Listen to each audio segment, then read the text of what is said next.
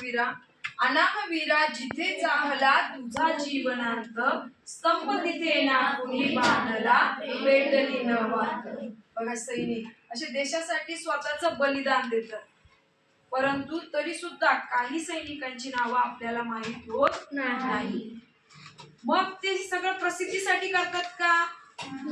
कोणी आपलं नाव घ्यावं म्हणून करतात का? मग कोणासाठी करतात हे सगळं? आपल्या देशासाठी, आपल्या मातृभूमीसाठी. स्वतःचा फायदा म्हणून ते करत नाहीत. मग कधी कधी त्यांचा स्तंभ, त्यांच्या नावाची वात म्हणजे दिवा पेटवला जात नाही, परंतु त्यांचं कार्य मात्र चालूच ठेवतात.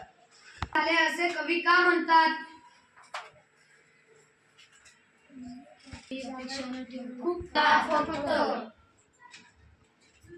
भाट कशावर तुझे यशोगान गाणार नाही, असे कवी म्हटले आहे.